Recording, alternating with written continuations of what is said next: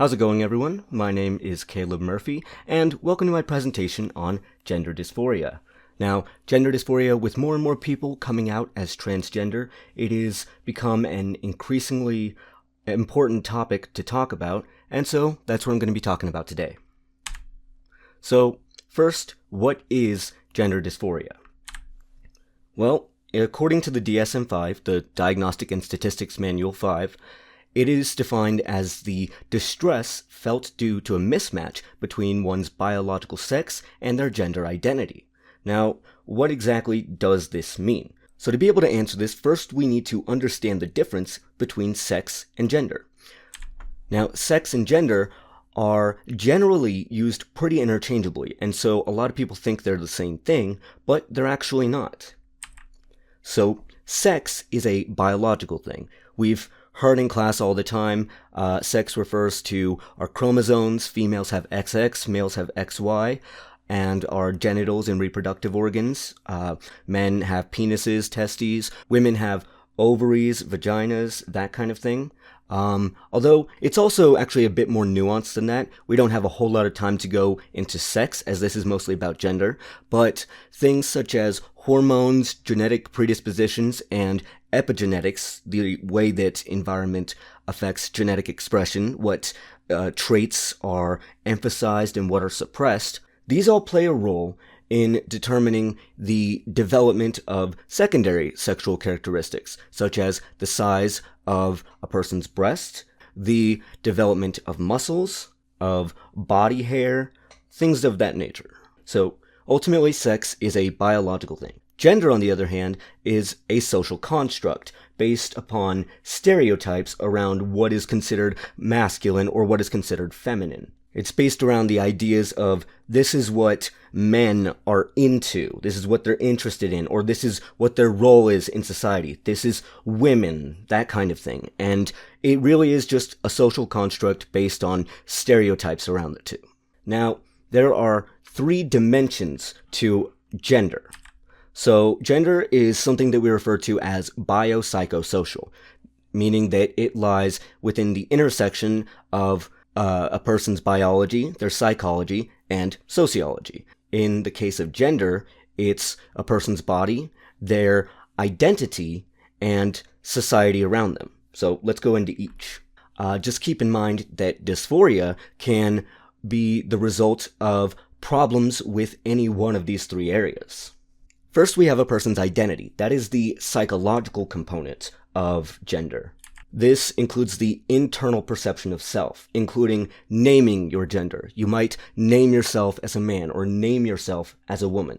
Now, there are cisgender people who are the people who their gender identity matches their sex. If someone's sex is female and their gender identity is female, they see themselves as a woman, then they are considered to be cisgender. Then we have transgender individuals, which is when a person's identity does not match their sex. Now, this can include having the opposite gender than their sex. For example, someone whose sex is female may identify with male, in which case they would be a transgender man. Although there are other ways to be transgender, gender ultimately exists on a spectrum. So if someone feels that they are not a man or a woman, but they exist somewhere on the spectrum, they may identify as non-binary. There are also people who identify as agender, who don't really identify with a gender at all. So there are actually a lot of different ways to be transgender. Now, it's in transgender individuals that we generally see this dysphoria. That said, not all transgender people feel dysphoria, but many of them do, and many of them are very distressed by it. Next, we have body and society. So this concerns our body as well as how we experience it, our personal experience with our bodies. This can include something like puberty. Transgender men may experience growing breasts or having their hips widen, and trans women may begin growing muscles, facial hair. They won't see the development of breasts. And this can be very distressing as they don't feel like their body is really matching their gender. They don't feel that their body may be masculine or feminine enough. That is a very common experience of transgender individuals. Next, we have society. Now, this component is made up of societal beliefs around what's considered masculine, what's considered feminine.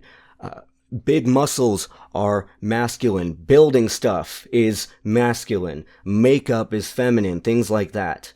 And people interact with us based on our body type, based on what we see as masculine, what we see as feminine. And people tend to label us based on the degree to which those attributes are really present. If you have a lot of masculine traits, people will generally label you as a man. If you have a lot of feminine traits, people will usually label you as a woman.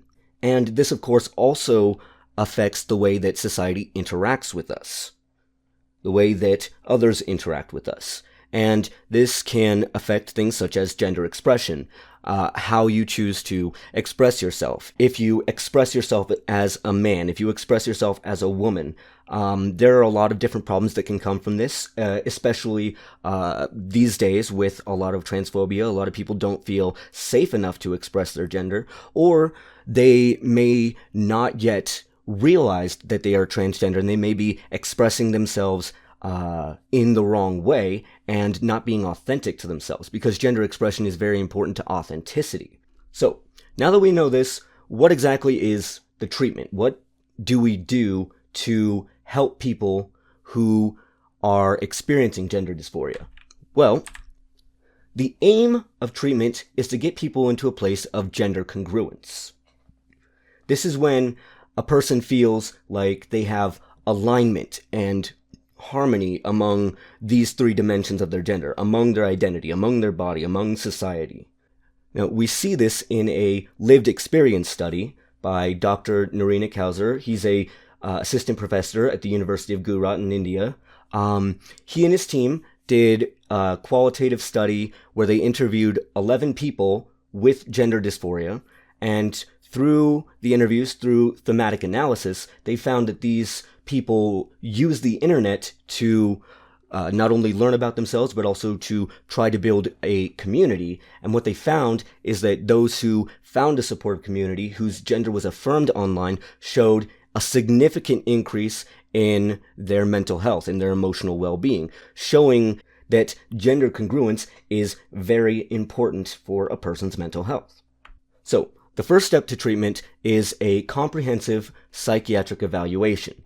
This comes from Dr. Stephen B. Levine, writing about it in the Journal of Sex and Marital Therapy.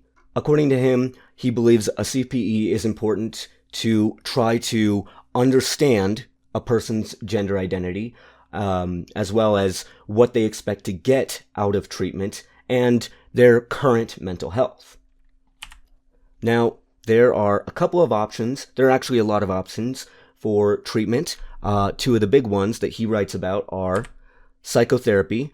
Now, this one focuses on autonomy. He writes most specifically about children, and psychotherapy with transgender children includes improving the kid's ability to be self-aware and to be able to make their own choices. And it is the currently preferred method of treatment. Next, we have gender affirmative care. Now, this includes psychotherapy, of course, but this can also include behavioral therapy and medical interventions such as hormone replacement and surgery. Now, as I said, psychotherapy is the treatment that is currently preferred, and he does bring up some ethical issues. For example, should a child be able to consent to gender affirmative surgery, to hormone replacement? Are they able to make that decision at that young age? Now, it is a fair question, and there are ethical concerns there. However, the pros may very well outweigh the cons. Now, we see this in a study by Şenol Turan, a professor of psychiatry at Istanbul University. He and his team did a study on hormone replacement therapy and mastectomies. It was a cross-sectional study of 269 transgendered men, what they did was they gave them some questionnaires, specifically a questionnaire on how satisfied they are with their bodies, the body uneasiness test, one of the WHO's quality of life questionnaires to see how satisfied they currently are with their lives, and the CSL90R, which is a general screening for mental health. Now, in this study, they divided the people into 3 groups. The first being those who went through gender-affirming hormone therapy, the HRT, and what they found is that they scored higher on the quality of life and the mental health questionnaires. The second group got GAHT and mastectomies. Now, they also tested higher on those, but they also had a higher body satisfaction. And of course, there were those who received no treatment and there were no changes in scores. This served as their control group so that they were able to confirm that it was, in fact, the hormone therapy and the mastectomies that caused these increase in scores. So, in conclusion, gender dysphoria is a problem that we see more and more in society, and that's why we need more research, because there are so many people who their sex is not the same as their gender. And reaching gender congruence has proven benefits, but it doesn't have enough attention. It doesn't have enough research. It's not a new concept, but as society is becoming more and more accepting of them, more and more people are coming out as transgender, are realizing that they are transgender, and this needs to be addressed for them. This needs to be addressed so that they are able to reach a state of better mental health. So, thank you so much for watching my presentation, and you all have a great day.